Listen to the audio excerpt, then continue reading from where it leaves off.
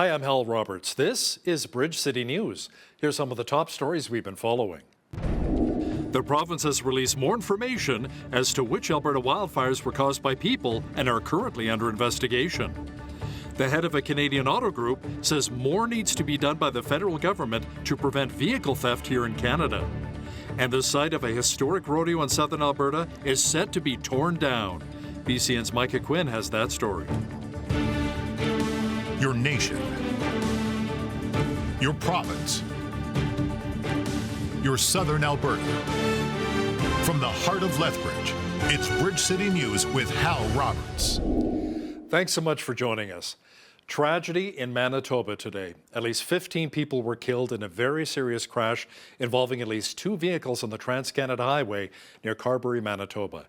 The community is located around 2 hours west of Winnipeg. RCMP units from across western Manitoba are on scene to help first responders. Early images show a semi-truck with its front end completely destroyed and the shell of a large van in the ditch. Emergency crews were on scene placing blankets on the bodies of the victims lying on the road.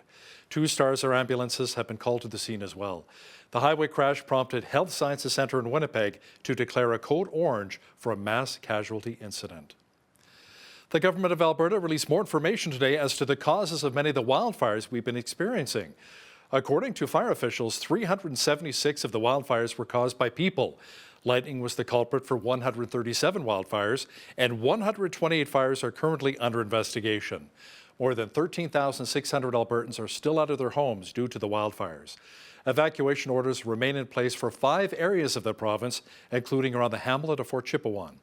Officials say close to $31 million has been given out to evacuees in support so far. Special air quality statements remain in effect for many areas of the province. Alberta still has around 2,700 personnel working on the wildfires, including partner agencies from across Canada, the United States, Australia, New Zealand, South Africa, and our Canadian military. Well, we had some pretty wild weather in much of southern Alberta on Wednesday. Here's a video of a funnel cloud that was shot on a phone near Brooks. The video was recorded by Dennis Jackson. There were a total of 8 twisters spotted across southern Alberta. Jeanette Rocher is now with an early look at our forecast here. Jeanette, no twisters today, but how are things shaping up as we make our way to the Father's Day weekend? Yeah, no twisters today, but what we do have instead is a lot of smoke in the air.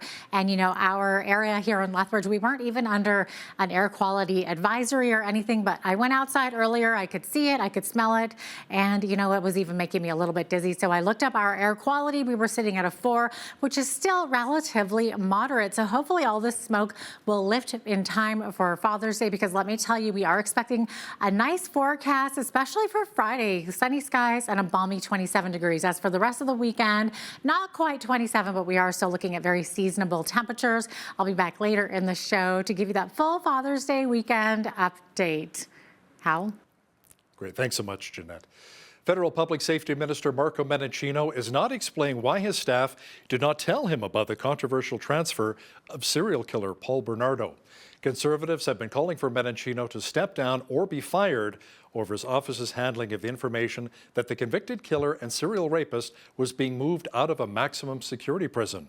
Mendicino has only said that he should have been made aware of the situation sooner rather than later. Look, it is very clear that I should have been briefed at the time, and that is something that I made abundantly clear to my staff. And as I said yesterday in the House of Commons, I have taken the corrective steps to ensure that that does not happen again. I think more importantly than that, though, the new directions which will be coming from my office to the Correctional Service of Canada will ensure a number of things.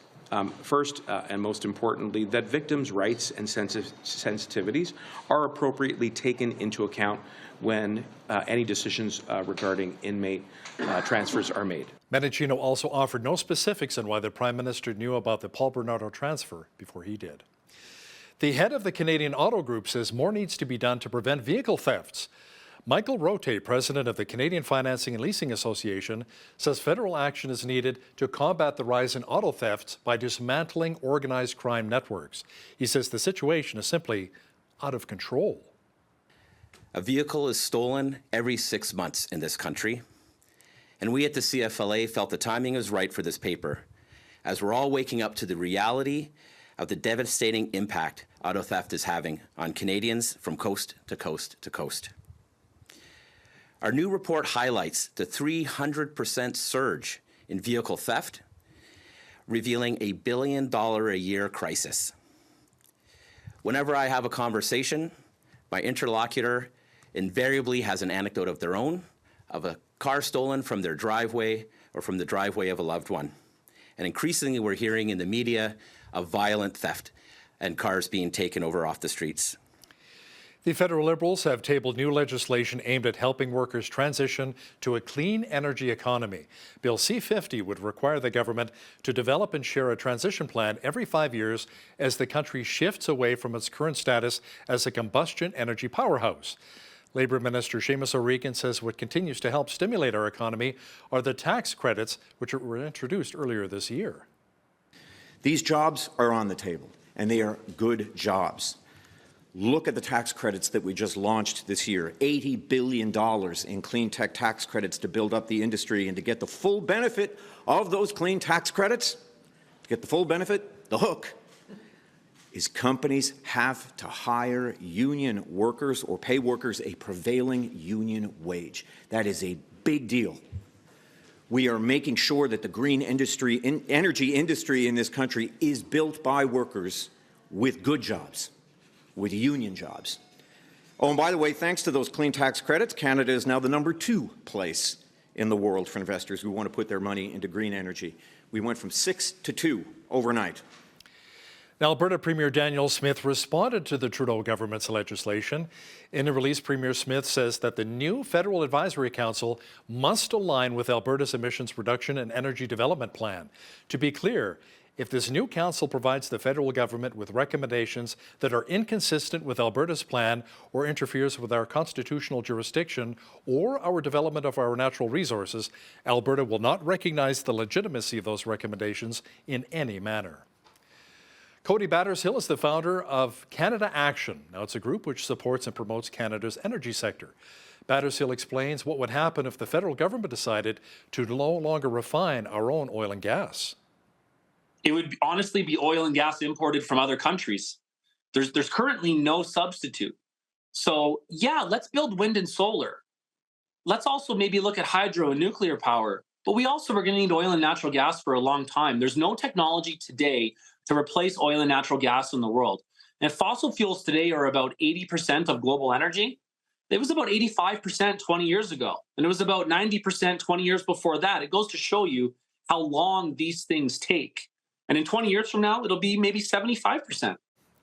Make sure you catch the full interview with Cody Battershill from Canada Action and BCN's Jeanette Rocher coming up later in our broadcast. Federal Immigration Minister Sean Fraser commented on recent reports of fraudulent acceptance letters for international students in Canada. Fraser says his government is taking action to better protect a number of students. Certain bad actors have been using to take advantage of students, and to the extent that people are complicit in fraudulent schemes, of course they will bear the consequences under the Canadian law of their behaviour in those instances. But I do have important news to share, particularly for those genuine students who are the victims of fraud, to provide recourse in this particular instance. First, we are establishing a task force made up of senior officials of both IRCC and CBSA. This task force will be required to undertake a case-by-case analysis of every individual case that is the subject of a removal order on the basis of fraudulent letters of acceptance. In the interim, and this is particularly important for the students who find themselves in this situation, any pending removals will be halted in the interim, and there will be a temporary permission to stay over the course of this period of consideration. Homeschooling is appearing to become more popular here in Alberta. That's according to Louis Sen, who's a homeschool facilitator with Wisdom Homeschooling. Sen says more parents are keeping their children at home to try and instill their own family values. Being in charge of the education of their children, they're able to pass on to their children their family values as they see fit. The public school system doesn't necessarily have the same focus. The need for parents to take control of the formation of their children in some cases is very strong. And so they feel they can do a better job of that. Make sure you catch the full interview with Louise Sen from Wisdom Homeschooling and BCN's Angela Stewart coming up after Business News. The head of the Black Lives Matter chapter in Calgary has been charged with a hate crime. Court records show that Adora Nofour was charged with mischief on June 2nd for allegedly obstructing and interfering with access to a Catholic school in Calgary. Police say the incident occurred on May 26th when she interfered with people's use of St. Thomas Aquinas School in the city's southwest. Nofour was released on bail with condition she has no contact with the staff or faculty from the school. She's also prohibited from going within 100 meters of St. Thomas Aquinas. Nofour's case is back in court on Friday. Alberta police say they anticipate even more people will come forward after a former actor was charged with sexual exploitation and sexual assault in the province. That Tsuut'ina Nation Police Service's Nathan Chasinghorse, who starred in the film Dances with Wolves, faces 9 charges, including one of removing a child from Canada under the age of 16. So as a result of additional criminal charges from Fort Peck, Montana, and Karamias, British Columbia, as well as the ongoing criminal proceedings in Nevada, the prosecution of Nathan Chasinghorse in different legal jurisdictions has required significant planning and cooperation between prosecutors. On June 8th of 2023, the Tsuut'ina Nation Police Service put forward an application for arrest warrants, and this was further supported by our Alberta Crown Prosecutors Services. The following warrants have been put on the system in relation to Nathan Chasinghorse. 3 counts of sexual exploitation, 4 counts of sexual assault, 1 count of sexual interference with a person under the age of 16, 1 count of removal of child from Canada under the age of 16. This investigation has spanned over the course of several years, with one of our offenses dating back to 2005. The 4 men accused of conspiring to kill RCMP officers during a protest at the Coutts border blockade last year are scheduled to sit through pre-trial motions and applications. Lawyers defending the men want the judge to adjourn much of the preliminary proceedings and order the Crown to provide more disclosure. Christopher Lysak, Anthony Oleanik, Chris Carbert and Jerry Morin were arrested and charged. Various weapons, ammunition, and body armor were discovered in a trailer near the blockade. BCN's Naveen Day attended court and has an update for us. Nav? Well, Hal, Calgary lawyer Greg Dunn, who represents Jerry Morin, accused the Crown of failing to provide defense with full disclosure, which, he said, impacts his client's ability to defend himself. On Tuesday, Dunn accused the Crown of 3 breaches, which are failure to provide full disclosure, failure to provide timely disclosure, and failure or refusal to respond to additional disclosure requests. He asked the court for an adjournment of a significant portion of the remaining applications and motions being heard during the ongoing voir dire, which is a mini-trial within the trial. Justice David Lebrenz is also expected to hear an application to hold the trial, which has yet to be scheduled, in another jurisdiction. Wednesday, the court heard testimony from RCMP Chief Superintendent Kevin Kunetsky. He shared with the judge what information was disclosed to him from one of the undercover operators who indicated there was, quote, a stash of guns and thousands of rounds of ammunition. Kunetsky said this intel was a key in determining that there was an imminent danger to police officers.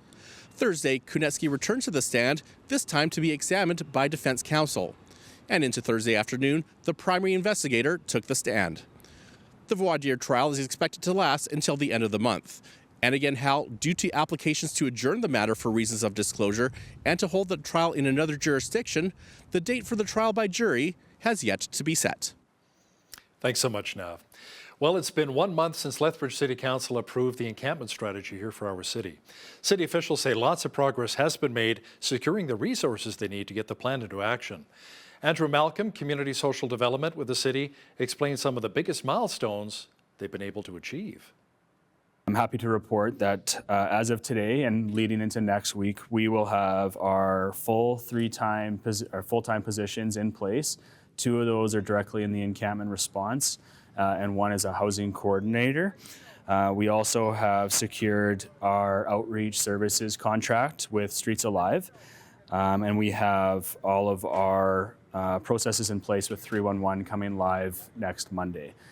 So we, effective June 19th, we will be basically fully prepared to deliver the encampment strategy as was proposed in the strategy. Now, speaking to the strategy, a member with the Lethbridge Police Service Downtown Police Unit says they've seen a 98% compliance rate with the plan. When we attend with the Clean Sweep partners in Streets Alive, people are very quick to pick up their stuff, their compliance. I would say our biggest challenge that I have is the garbage that's left behind. And that's what I'm continually hearing from the community, that people are frustrated with the garbage that's left behind from these people that choose to kind of urban camp or rough sleep. If they were to kind of honestly pick up after themselves, I think we would see less complaints too. Full details of the encampment strategy can be found on the city's website. Alberta Health Services says it is rescinding continuous masking requirements in the province. As of Monday, June 19th, AHS will no longer require continuous masking at all AHS facilities. Now, that'll include continuing care and contracted sites. Officials say it will apply to all patients, families, and visitors, along with Alberta Precision Labs, Covenant Health, Capital Care, and Care West sites. It will also apply to all AHS and contracted staff, including doctors, midwives, students, volunteers, and contractors. AHS says masks will still be available in all settings for patients and healthcare workers who choose to wear them. In the early 1900s, the first rodeo in Canada was held in the small town of Raymond, Alberta. Now, sadly, the historic grandstand at the Raymond Stampede grounds is set for demolition once this year's event wraps up. A new site has also been picked to construct a new Stampede venue for 2024. BCN's Micah Quinn chatted with Stampede enthusiasts who want to help preserve its long history. And in 1903, this location was set up, arena was erected, a grandstand was erected, and this rodeo's been happening here ever since. Robert Hagee, the president of the Raymond Stampede, has a long history with the event. He says he started riding steers as a young boy. We used to have a track here that was usable, and my dad and my grandpa used to run chariots around this track. So I got a lot of memories here. The historic grandstand will be torn down once this year's Stampede is finished. It was a town administration decision to give this location up to the West Wind School to bring in a new school to Raymond. We had a family that I'm related to come forward and donate some land for the grounds to be relocated to. It's just off the new bypass in Raymond off the 845. Raymond even boasts an older Stampede than Calgary, which started in 1912. A group from the University of Calgary recently went to Raymond and used digital technology to document the Stampede grounds. We utilized a drone to do aerial photography of the site, which we then sort of used to create a photogrammetric three-dimensional model of the grounds, including the grandstand and the cattle guards and so on. And then on the ground, we used something called a GeoSlam ZEP Horizon mobile laser scanner. And what a laser scanner does is it's an instrument that emits millions of points of laser light. And what the instrument does is it measures the amount of time taken for each one of those little points of laser light to leave the instrument, strike the surface of a wall like the grandstand or a fence or what have you, and then return. And the instrument measures or calculates the X, Y, and Z coordinate of each one of those millions of points. So what you end up with is a dense cloud of points that outlines the features basically of the area that you're scanning. So the walls of the grandstand, the seats, the floor, the roof, the ground, the fencing, and so on. If you want to catch one last piece of Raymond history, the Stampede will run from June 29th to July 1st. For Bridge City News, I'm Micah Quinn. Looking forward to that rodeo. The hamlet of Granham is getting ready to host their annual Canada Day celebrations. This year's festivities will feature a breakfast in the morning, a show and shine with the classic cars, and then a big fireworks show in the evening. An official says the fireworks will be even bigger than last year's. People gather on the golf course out on the driving range, so you have an up close and personal experience to fireworks here more than most any place else you would see them.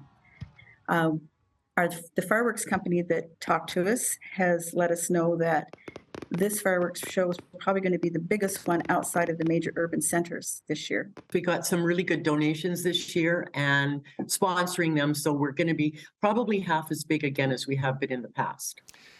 More details of the festivities can be found on the Hamlet of Granham's website. Premier Danielle Smith is selling a railcar restaurant that both she and her husband own. A listing on a real estate website says the restaurant, located in High River, is a decommissioned CN railcar that was built back in 1947. It's been renovated since then. The ad says the business is for sale for $365,000. It includes an herb garden and a 20-year land lease. The Premier's office says Smith and her hubby purchased the restaurant back in 2017. Well, it was cool, cloudy and a little smoky today in much of southwestern Alberta, but the mercury will be climbing fairly soon. Complete weather details are on deck.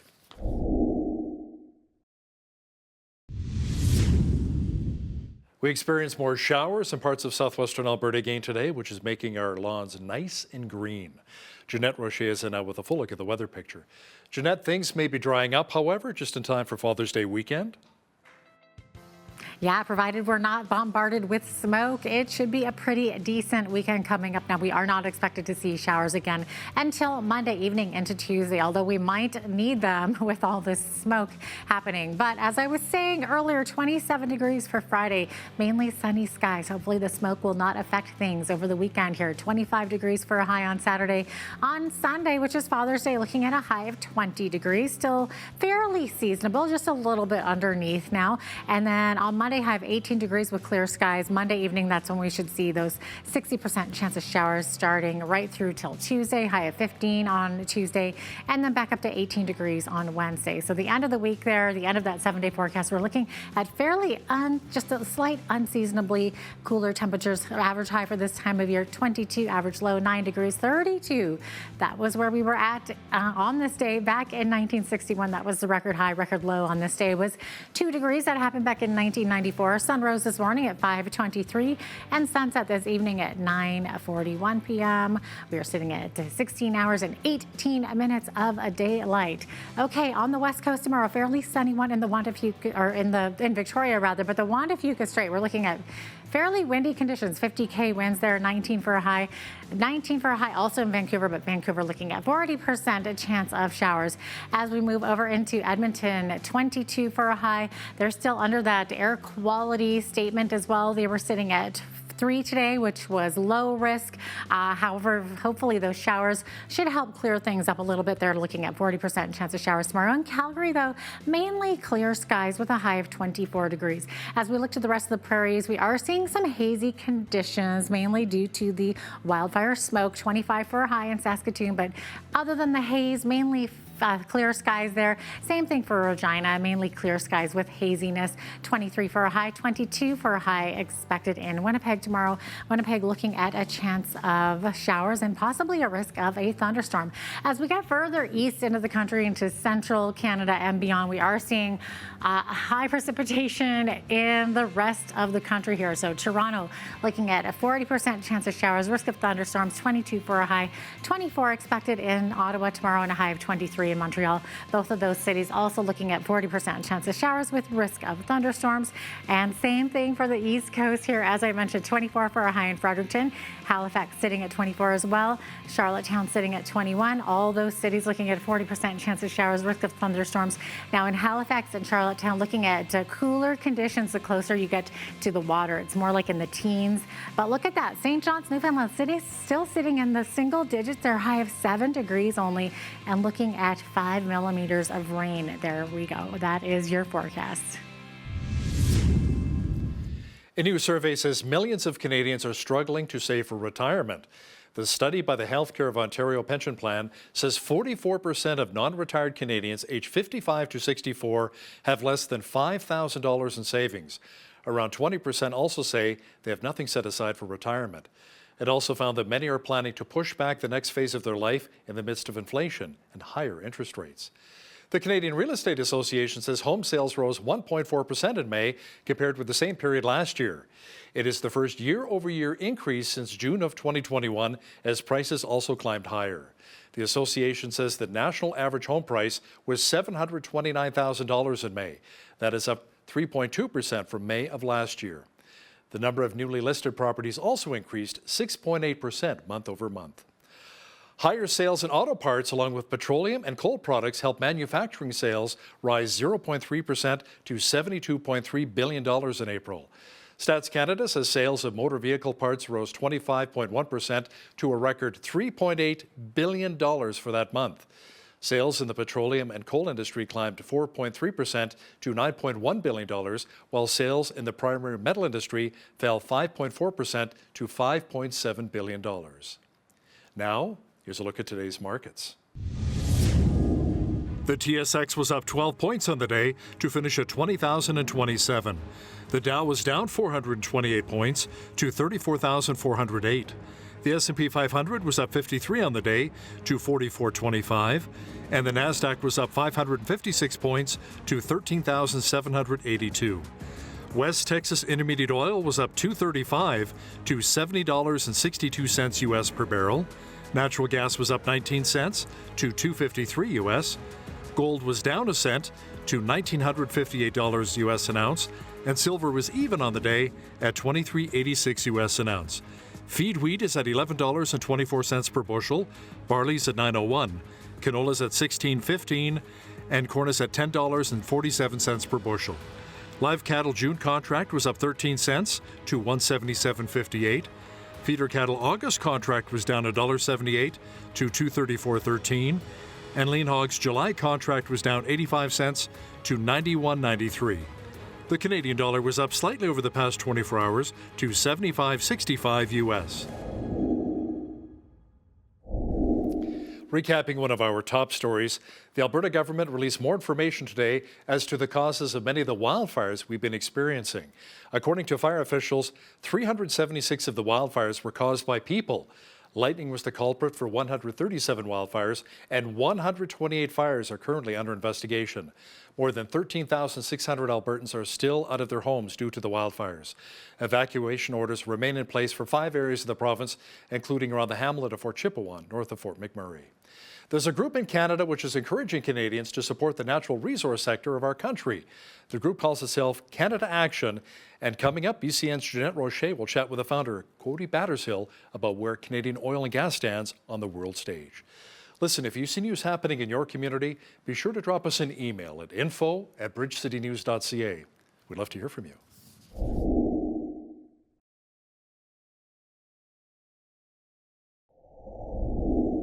Canada's energy sector continues to supply petrochemicals both here at home and around the world. In fact, there's nothing a consumer in this world purchases that is not thanks to oil and natural gas. As conversations of climate health and divesting of Canadian oil and gas holdings pop up, where are Canada's oil and gas resources and industries headed?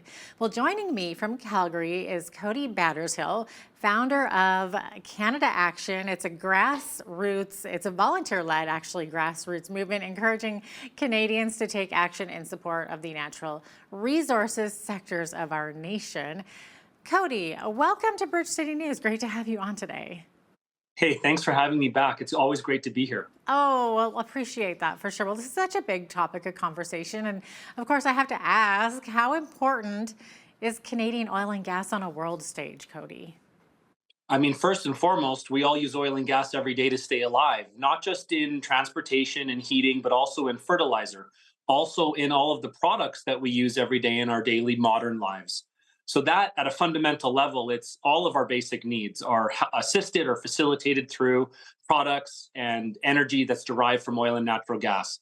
On a global stage, we know that global oil and gas demand continues to grow.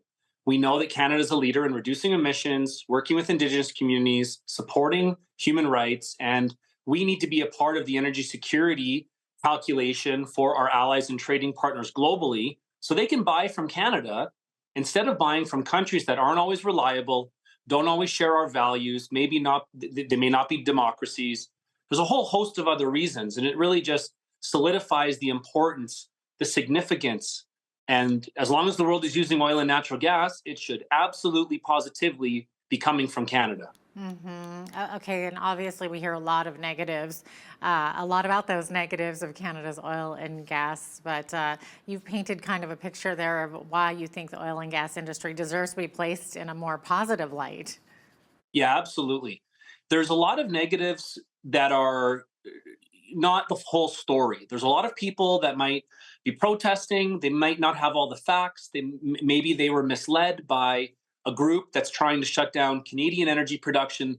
But those groups aren't talking about oil imports to Canada from countries like Saudi Arabia or Russia. in the past decade or decades. They're not talking about oil tankers on the West Coast from Alaska. They're not talking about what would happen if we shut down Canadian oil and gas. And what would happen is a dramatic contraction in our economy, hundreds of thousands of families, millions of Canadians without employment, without livelihoods. And we would be immediately trying to build import facilities to replace locally produced oil and gas so that we did not all descend into chaos and anarchy as a society with no power, with no heat, with no food, with no plastics to keep our hospitals running. And there's so many more layers that we could peel back on the repercussions of that. Yeah, absolutely, Cody. Now, one of the things that many people do appreciate about Canada Action, your organization, are your infographics. So one thing that caught our eye was about electric cars. So it says that if all the cars were electric by 2040, the world would demand for oil and gas. The world demand for oil and gas would actually be at 2013 levels. So maybe can you give a few more details about the worldwide demand for oil and natural gas? Yeah, so when we talk about electric cars, it's important to think about how those cars are made. They're made from a lot of mining. They're made from a lot of advanced plastics and composites. The batteries are quite heavy, so the cars have to be as light as possible in every other part of their production, and that's oil and natural gas derived petrochemicals. And so even if the trajectory of electric vehicle growth continues as it's trending, we're still going to see robust oil and oil demand. One study had said that oil demand would be around 90 million barrels a day. Another recent projection from the U.S. Energy and Information Administration said that in 2040, 2050, oil demand will still be about the level it is today. So even if it's not growing, that's still an Olympic-sized swimming pool of oil every 5-10 seconds that the globe is consuming. And yeah, let's support all energy sources and electric vehicles, but let's continue to support Canada's natural economic strengths. And a key part of that is oil and natural gas production that we do responsibly, and I would argue better than almost anywhere else in the world. Okay. Now, you were recently in a debate involving the BC Teachers Union. So if unions did begin to drop Canadian oil and gas companies from their pension plans, what impact would that have for Canadian companies? Or would the returns for the pension be the victim? Well, there's a lot of, so over the last many years now, it's been shown through various studies that the returns for those pensioners has actually been reduced at times. So that's a big implication. The other implication is the symbolic action of selling some stock in publicly traded companies that have the highest standards of environment, social, and governance protections. The symbolism does nothing to reduce demand. It does nothing to help the environment. It does nothing to reduce emissions. It's just a symbolic way to take a stand, but that stand is not informed.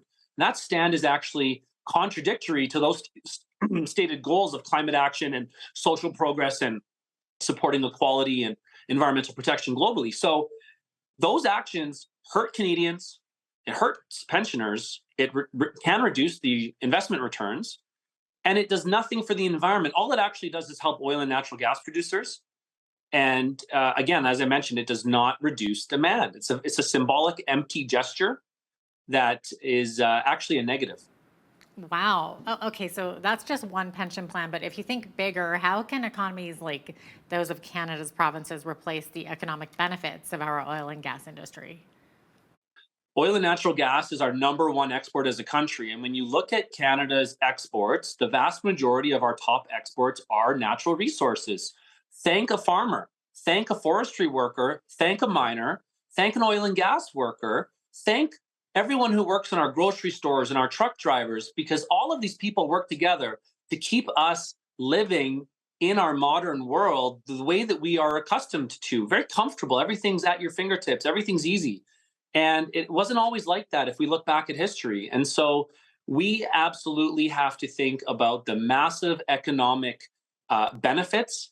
One quick stat, from 2000 till 2032, there was a study that said the oil and natural gas industry would generate $1.1 trillion for our Canadian governments. And that's more than real estate and construction combined.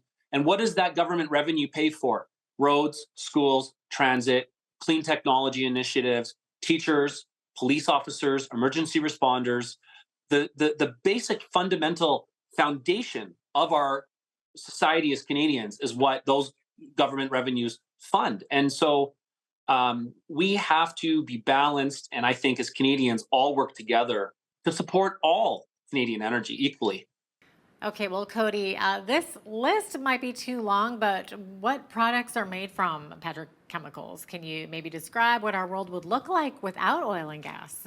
Well, I mean, Vaclav Smil is a great author, Bill Gates' favorite author, and he's a professor in Winnipeg at the university. And he says that the modern world is built on four fundamental materials, and that's cement, steel, ammonia, and plastic. And all of those require fossil fuels. And there's no immediate way today to switch out the fossil fuel components. Let's talk about ammonia and natural gas-based fertilizers. Currently, those fertilizers are feeding about half the world. We don't always think about how that fertilizer is made, but natural gas is a tremendous part of that. In Canada, in Alberta, when it's minus 40, what are we going to do for heat? What are we going to do for the plastics in hospitals? We start life in a hospital, and unfortunately, we often will end our lives in a hospital. Those plastics, those advanced materials are a fundamental part of modern medicine and our expanded lifetimes, life expectancies as humans in Canada and humans around the world. So, you know, when you look around your house, every single thing, everything you eat, everything you do, everything you own, everything you've ever done is made possible by natural resources. It's not always obvious, but oil and natural gas is a core component of everything we have, everything we do. Not just gasoline, not just plastics for the electric vehicle, but everything else I've detailed. It's incredibly important we have these more balanced conversations about this topic. Yeah, for sure. Okay, so when we think about all the modern gadgets that we have and even our utilities, what could possibly replace Canadian petrochemicals in our modern needs? It would honestly be oil and gas imported from other countries. There's currently no substitute. So yeah, let's build wind and solar. Let's also maybe look at hydro and nuclear power. But we also are going to need oil and natural gas for a long time. There's no technology today to replace oil and natural gas in the world. And fossil fuels today are about 80% of global energy. It was about 85% 20 years ago. And it was about 90% 20 years before that. It goes to show you how long these things take. And in 20 years from now, it'll be maybe 75%. 75% of global energy with a growing global population. There's still about 3 billion people today that don't have either reliable electricity or any electricity at all, or clean cooking fuels. That's 3 billion people that would love to live like we live today here. So we got to have that global perspective, do all of the above. But oil and natural gas is going nowhere anytime soon. And anyone who tells you that is ignoring the reality, the physics, the science, and honestly, the positivity and the facts about Canadian oil and natural gas. Interesting. And of course, there's all that talk of green barrels of energy. And maybe can you compare the difference between oil and gas extraction here in Canada versus other parts of the world? Well, a big stat that we should all be celebrating is that emissions from Canadian oil and gas production actually peaked about 8 years ago. And since then, production is up 16%, but emissions are down 7%. Now, we are a global leader in monitoring our emissions, in working on land reclamation, in reducing water consumption, in collaborating as an industry to reduce all of those environmental impacts. Now, when you look at the world's top 10 oil exporters, we're talking about Saudi Arabia, Russia, the United States, Canada, Iraq, Iran, Nigeria, the UAE, Venezuela at one point, Mexico. There's all these other countries that are also we're competing with.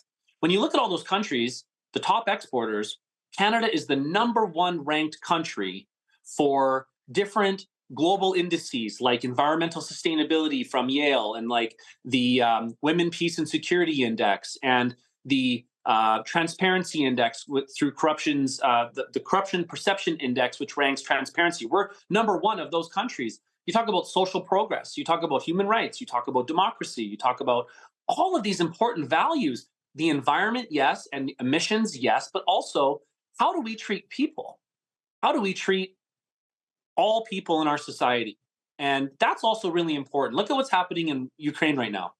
Should we be buying from countries like that are invading countries, other countries, or should we be buying friend shoring? And that's what we've been hearing more and more about. So it is incredibly important that the world gain access to increased supply of Canadian oil and natural gas. We should make all other countries compete with us. Just like we want Team Canada to win the gold in hockey, Team Canadian Resources should be winning the gold in the competition globally to supply the growing global population and growing demand for natural resources. We only have a couple minutes left here, but when we hear about pollution across the world, can you help put Canada's pollution output into perspective when compared to other nations or regions? Yeah, and we got to talk. So we can talk about emissions, we can talk about land, we can talk about water. I think when we talk about one quick stat regarding emissions would be that we are actually a global leader in reducing methane and flaring from our oil and gas industry. So there's a study done by the UFC that said if the rest of the world copied our standards, the average emissions from barrel of oil would reduce by 23% oil production, the upstream production emissions. That's about taking 100 million cars off the road. And if we want to talk right now about reducing global impacts, getting as much Canadian liquefied natural gas to Asia and the world will absolutely have the largest immediate impact on reducing global emissions. That's climate action today. Canadian natural gas, more Canadian oil. We rank incredibly well. I mean, Calgary, Toronto, and Vancouver over the last many years have been three of the world's top most livable places to live, some of the world's cleanest cities. We know that we have an incredibly strong consensus at a national level that we care about the environment. We also care about supporting our families, and we need to care more about having the maximum positive impact on the global trade, global security, and that's Canadian oil and natural gas and wind and solar and. It's all of the above. And people that are saying shut it down are ignoring the reality of how they live, how we live, the impacts, and the massive global positives that Canadian oil and natural gas brings. All right, Cody, it looks like we are out of time, but thanks so much for joining us today and for sharing your perspective. It's such a pleasure to be here today. Thank you so much for having me. Awesome. My pleasure. Thank you. Cody Battershill is the founder of Canada Action, a volunteer-led movement encouraging Canadians to take action in support of the natural resources sector of our nation.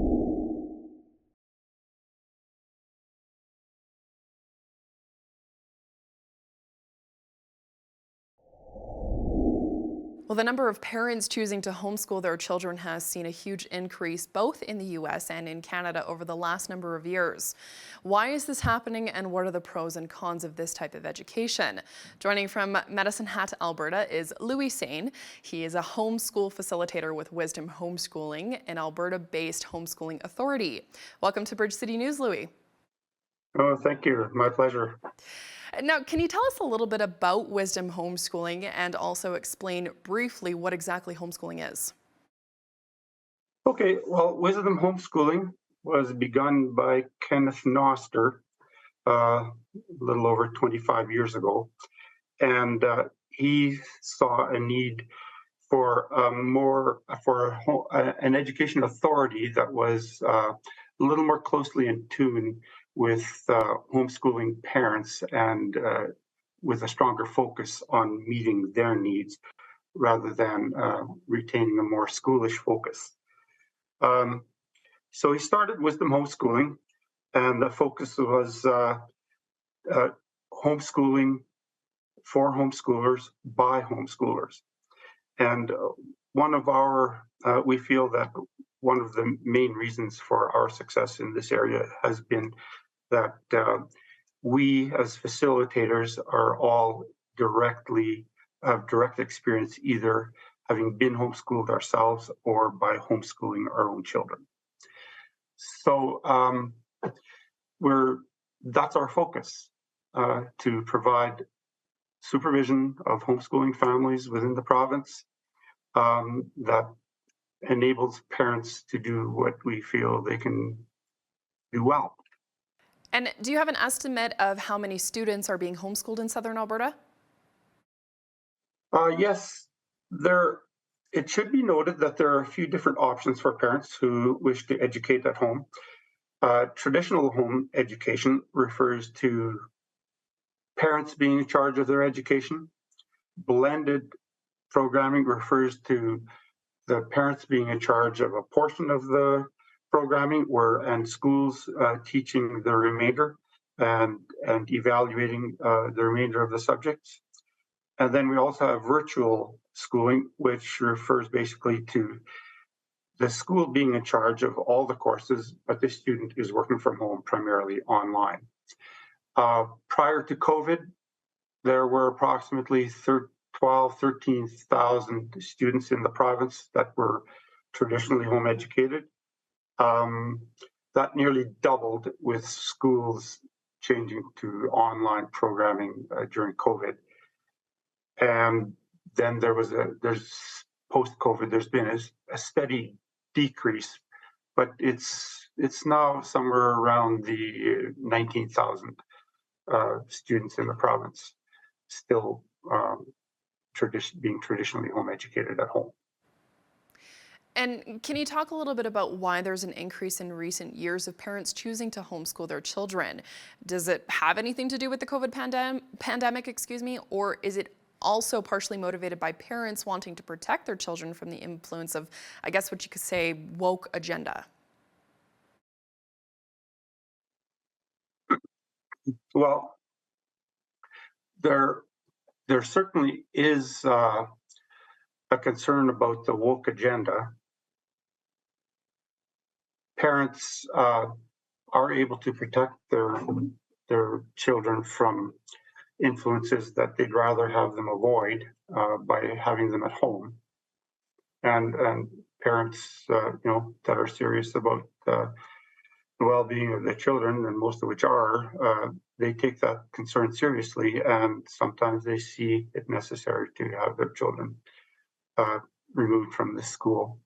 So for many Christian parents, their priority is to train up children who will put Christ as number one in their lives, even above academic achievements. Now, how do you think homeschool fits in with this? Oh, the fit is excellent because being in charge of the education of their children, they're able to pass on to their children their family values as they see fit. The public school system doesn't necessarily have the same focus. The need for parents to take control of the formation of their children in some cases is very strong. And so they feel they can do a better job of that. And do homeschooled students end up being antisocial or maybe even weird? Not any more so, I would think, than in the school system. One of the big benefits of home education is that, we have this question that's almost always being asked by people who are unfamiliar with home education. Are your kids socialized?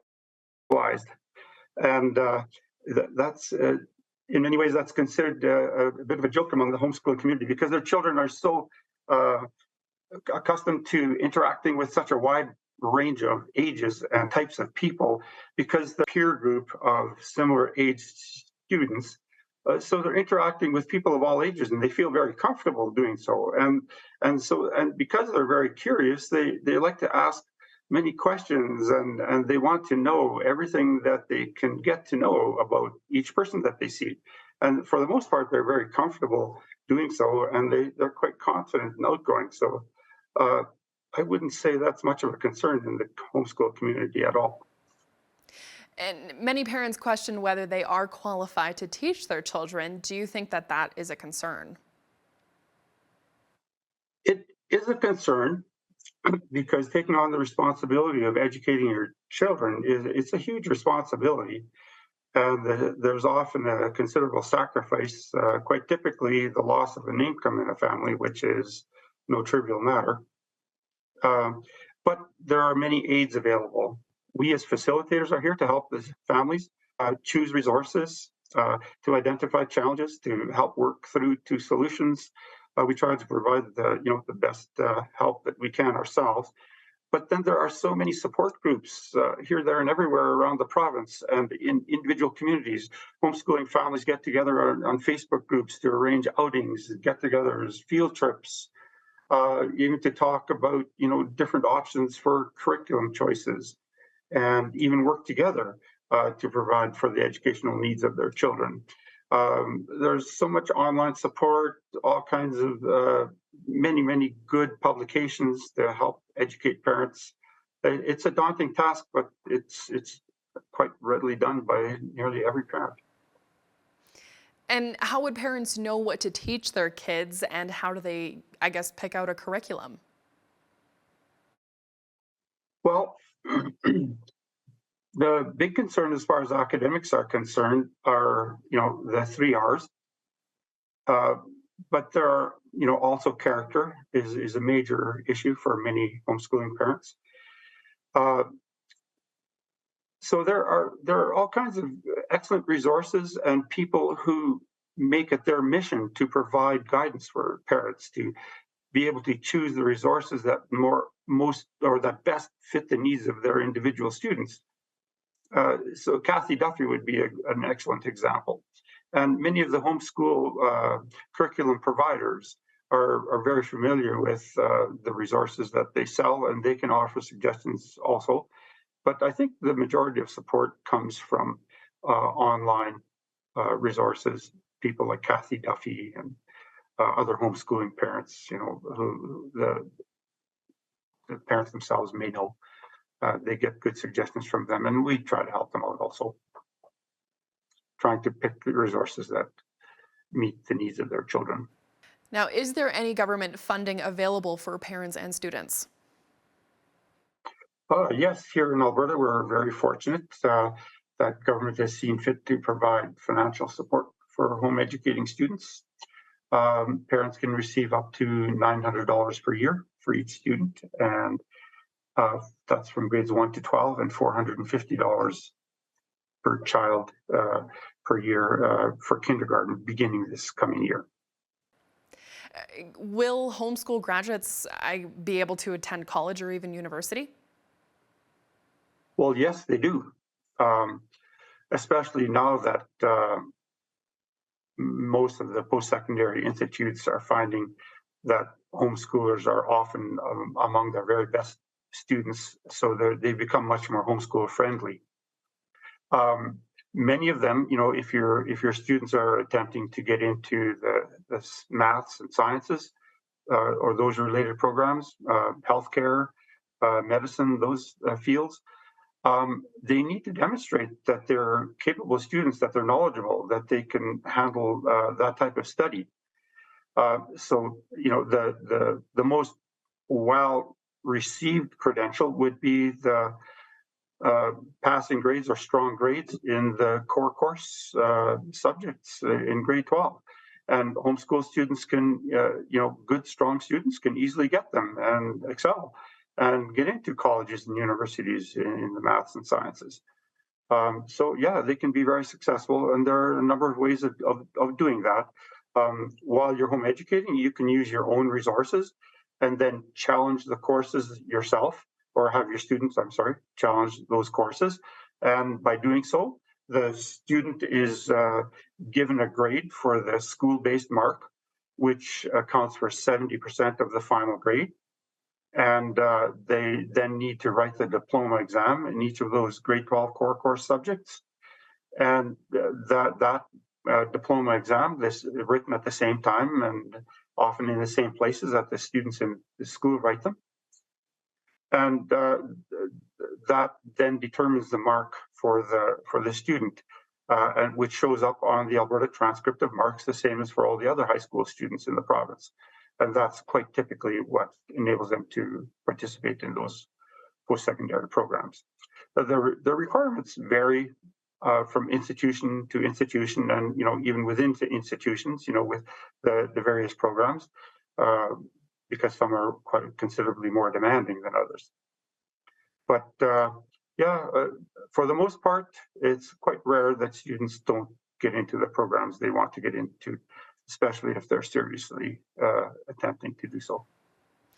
And can you talk a little bit about some of the advantages of homeschooling? Do you think that it kind of brings more family bonding and I guess you could say togetherness?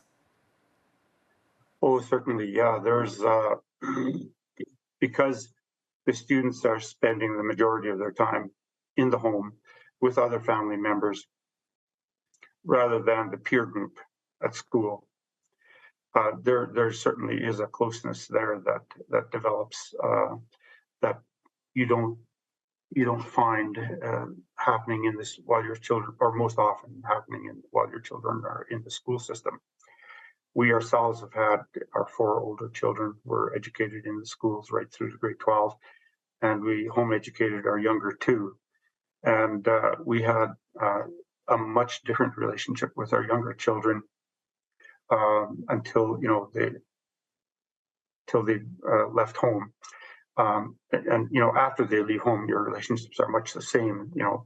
But homeschooling or have been educated in school. But we certainly experienced a wonderful closeness while they were school age that we very much appreciated. The other advantages, though, of homeschooling are great. The most obvious, love for learning, and very often a love for reading and critical thinking.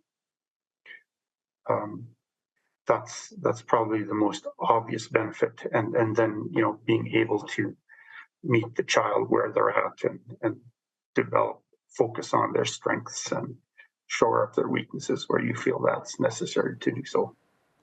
And lastly, do you have any final thoughts on why parents should consider the possibility of homeschooling their children? Well, yes. One of the primary benefits is you're able to focus on the individual student's needs. You're able to develop the love for learning, which propels their learning, and they generally tend to be very confident and excited about meeting the challenges that life has to offer, and they so often just focus on an individual strength or a gift or an area of interest and just dominate that area. Yes.